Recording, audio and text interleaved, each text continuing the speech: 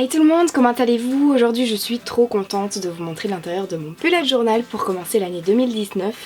J'ai déjà réalisé des vidéos sur mon ancien bullet journal, donc si ça vous intéresse de voir un peu comment j'ai commencé dans cette méthode d'organisation, n'hésitez pas à aller regarder mes anciennes vidéos. Mais donc du coup je vais utiliser celui-ci pour cette année, et donc c'est un bullet journal que j'ai trouvé chez Action pour 3 € plus ou moins, c'était vraiment pas grand chose. C'est parti, découvrons ensemble ce qu'il y a à l'intérieur de ce bullet. Les toutes premières pages, ce sont des exemples en fait de pages que vous pouvez reproduire ensuite. Par exemple une bibliothèque de livres à lire sur l'année, un petit bocal pour mettre un objectif épargne, un mois, des listes, ou bien encore des citations. Voilà, c'est des simples pages d'exemples. Pour séparer les exemples et mon bullet à moi, ce que j'ai créé, eh bien j'ai décidé de laisser une page blanche et ensuite on commence l'année 2019. Donc j'ai tout simplement mis Hello 2019.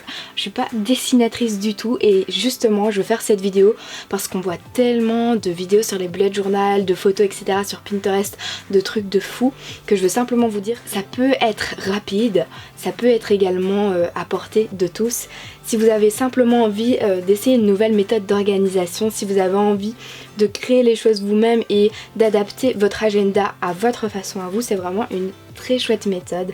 Mais en tout cas vous n'avez pas besoin de savoir dessiner grand chose, vous pouvez faire ça de façon très minimaliste également. Je veux également faire passer ce message parce que je trouve ça super important, tellement on voit de belles choses à ce propos.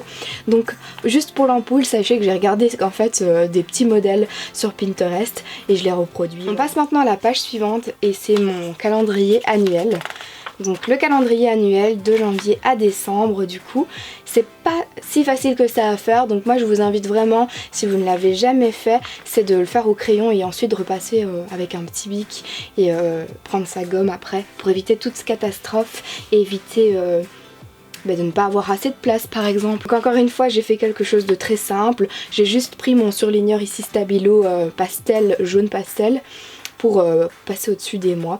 Alors je sais que beaucoup de personnes utilisent genre une légende en début du bullet journal, par exemple avec des symboles. Moi je m'y retrouve dans ma façon de m'organiser à moi.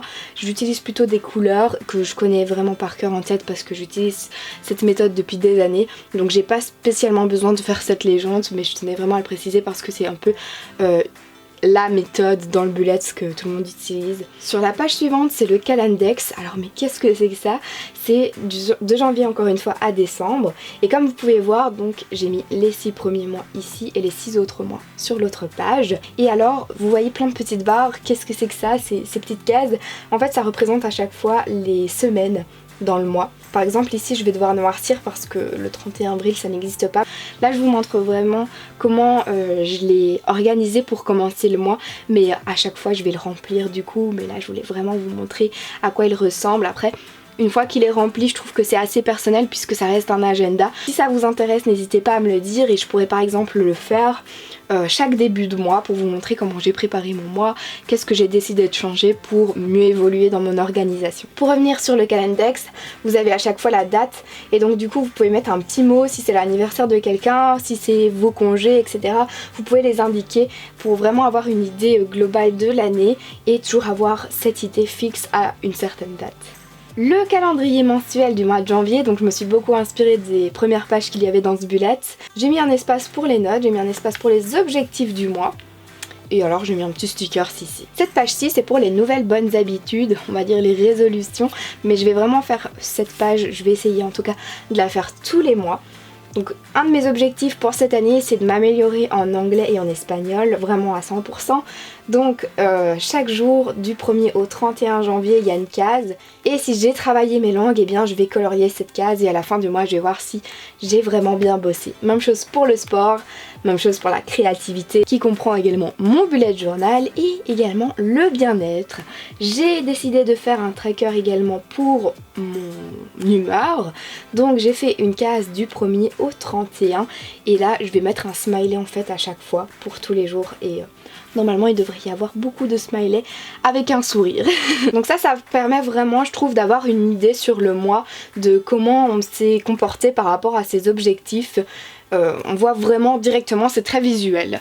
On passe maintenant à la page suivante, les pages suivantes et ce sont les pages pour les semaines. Donc du lundi au dimanche. Et là j'ai mis note, rappel.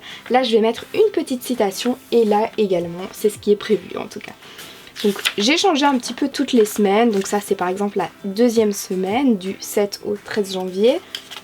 La troisième semaine, là j'ai utilisé de la peinture à l'eau. La quatrième semaine, j'ai aussi utilisé pas mal de masking tape comme vous pouvez le remarquer.